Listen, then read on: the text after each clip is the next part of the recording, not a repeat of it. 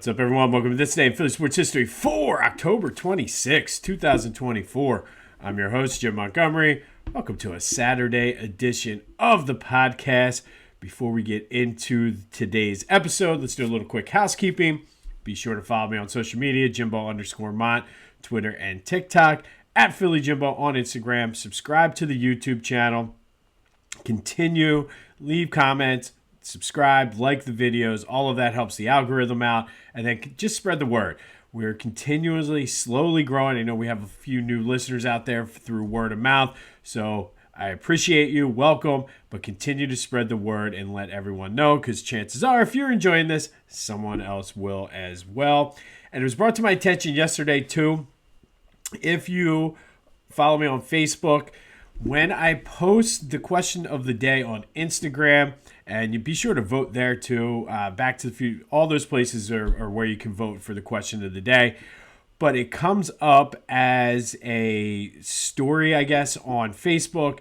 If you hit the comment, that's where you can vote and leave your comments and interact. I know a few people have been starting to do that. I guess it's something new with the settings there. So just a heads up that if you are on Facebook and you follow me there and want to be able to participate in the question of the day, I posted on Facebook, but the video does, and a little Instagram short comes over. So all you got to do is hit the comment, and that's where you can comment there. All right. Speaking of the question of the day, yesterday I asked you, are Philly sports bringing you joy currently? 44% of you said yes, they are, which means 55% of you are not receiving any joy from Philly sports. And it's just it's been a brutal stretch for the past 2 years. Like I said yesterday, 2 years ago, we're prepping for the World Series. Eagles are 6-0 on a bye. Union are ready to win the MLS Cup. Things are looking good, and it's just been one gut punch after the other for the past 2 years. But Joe from Drescher did kind of sum it up perfectly, I think. He said it was a love-hate relationship.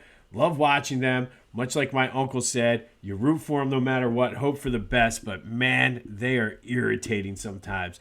So thank you to everyone, including Joe from Drescher, who participated in the question of the day. There'll be another one later in the show.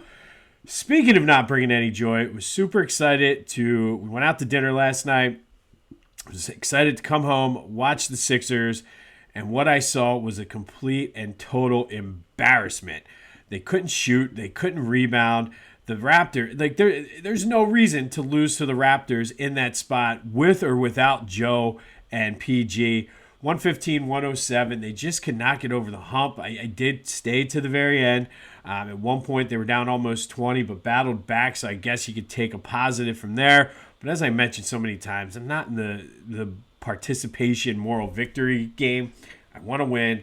And that was just a brutal game to watch. They're all struggling to shoot.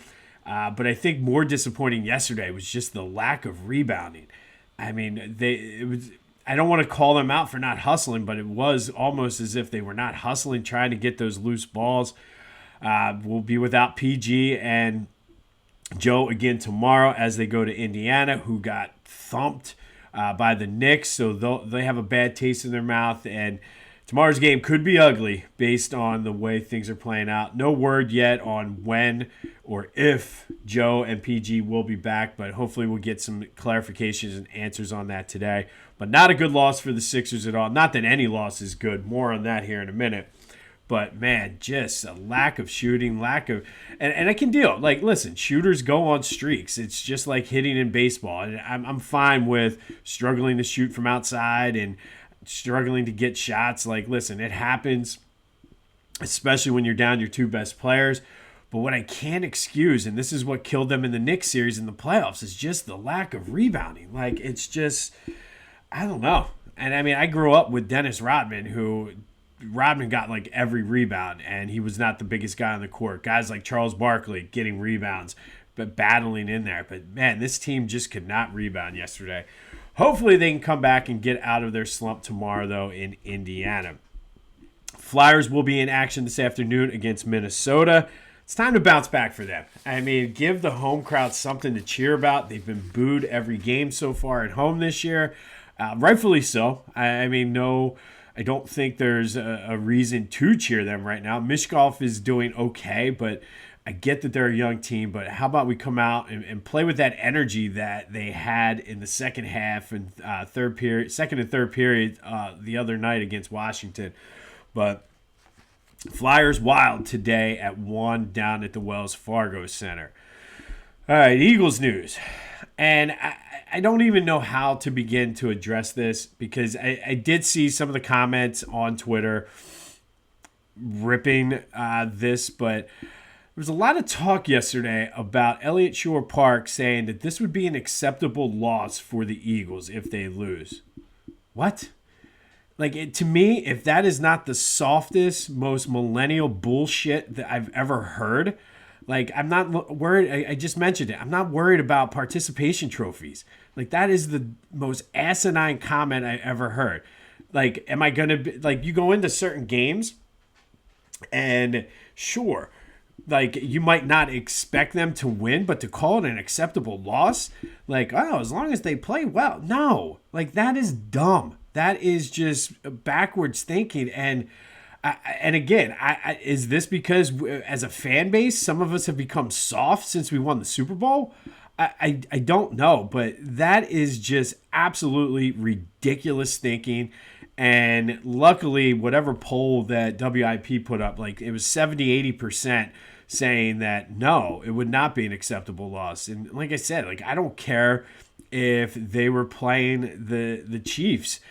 No, that's not an acceptable loss. You need to win as many games as you can in the NFL because a lot of times those tiebreakers come down to a game or two. So I don't understand the rationale behind it. Like, you go into certain games not expecting to win. I think that's fine, but I don't think it's acceptable.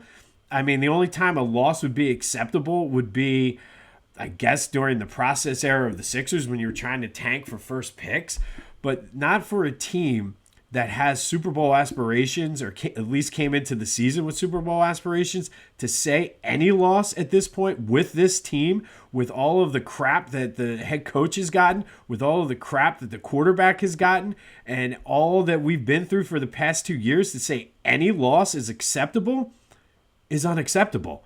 And it's the most ridiculous BS I've ever heard in my life. And I was glad that the comment got ripped and pretty much like 70 or 80% on that poll on Twitter agreed. But man, if you want to weigh in on that on the Back to the Future voice and text line, it's 267-495-8531. Maybe I'm too old school at this point. I don't know.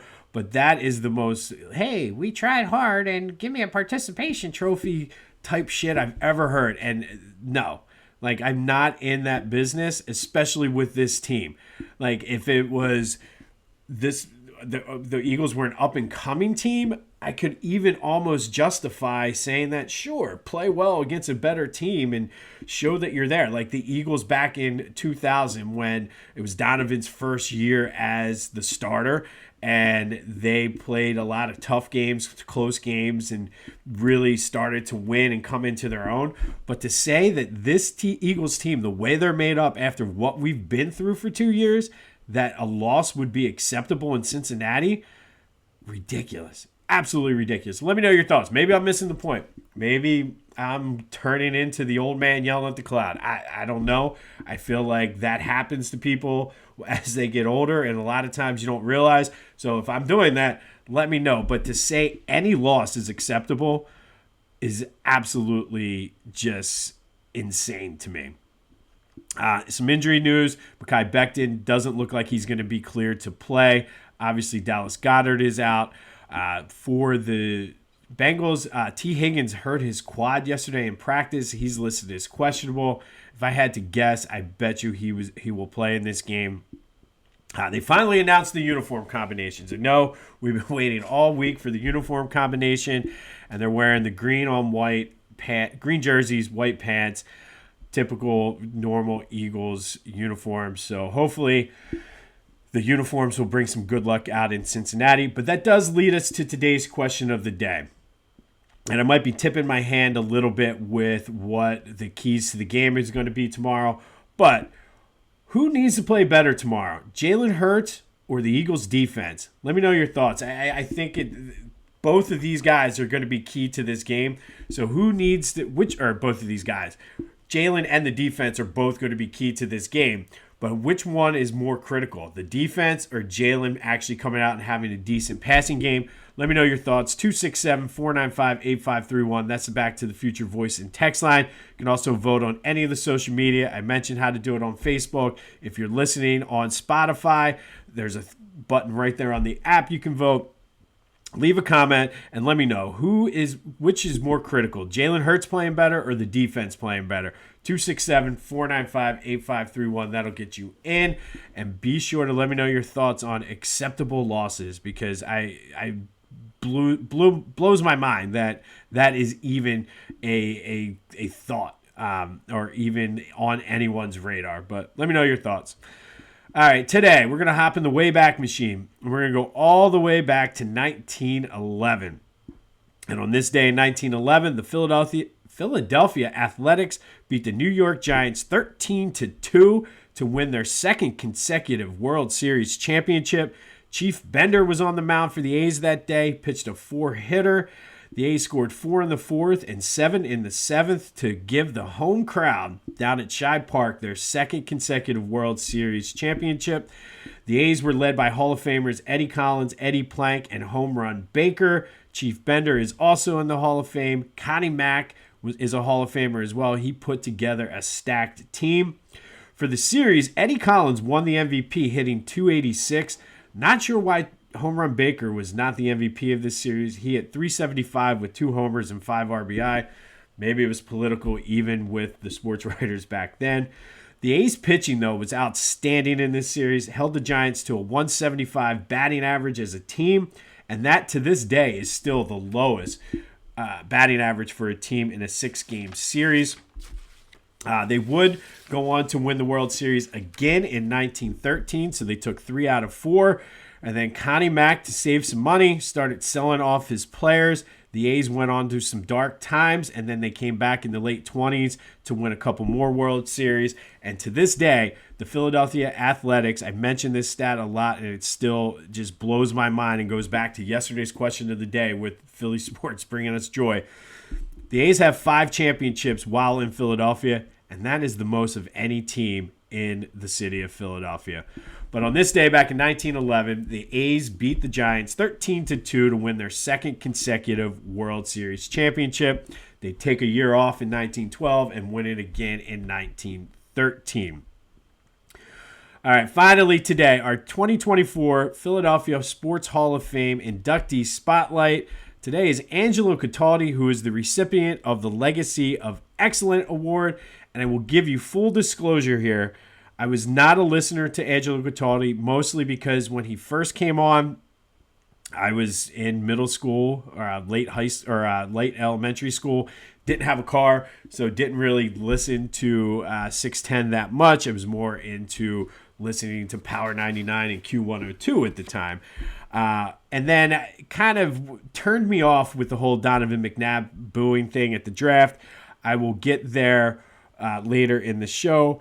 But I will say Angelo Cataldi's mark on Philadelphia sports is undeniable, both good and bad, and I think he would be the first to admit that. He started in Philly as a journalist for the Inquirer, was a Pulitzer Prize winner, I believe, while writing for the Inquirer, and then I saw a video short on this right after he retired. He was asked about becoming the morning show host at WIP, and really changed the landscape of sports talk radio. He spent 33 years at WIP on the morning show and brought some entertainment, pop culture, kind of like that Howard Stern. I hesitate to call Angelo a shock jock, but really that kind of style of radio while still being able to talk sports. He had his, and it's really, like I said, it kind of changed the way sports radio is done in not only Philly, but probably nationwide. But he had his bits and recurring guests, Joe Conklin, and different things like that. So to his credit, I think he really changed what sports talk radio is. Again, for better or for worse, I for one, listen to 94 WIP all the time. And it's funny because I complain about the hosts. I complain about the callers all the time. yet they sucked me in and I listened to it. So a lot of that is credited to Angelo Cataldi for really just changing the way we look at sports talk radio. He also hosted the Great Sports Debate on Prism. I did not have Prism as a kid, so I never got to read this. However, I believe he has 2 books, The Great Sports Debate that he wrote with Glenn Macnow, that I have right on my shelf over there that I've read. Both of them are great books to read. Obviously, can't mention Angelo Cataldi without mentioning the Wing Bowl, which was just a huge event in debauchery. A lot of fun times in the couple that I went to, but it can't, like I said, can't mention it. He said he's sick of the Eagles losing and not having anything to celebrate in February. So to his credit, continued Wing Bowl until the Phillies or the Eagles won the Super Bowl in 2017. He is responsible, like I said, for taking the Dirty 30 up to New York to boo Donovan McNabb. Was not a big fan of that. Still am not. I do know, to Angelo's credit again, he has apologized to Donovan for that and acknowledged that Donovan was the right pick. It was not Ricky Williams was not who the Eagles should have taken, and thankfully for the Eagles, they stuck to their guns there.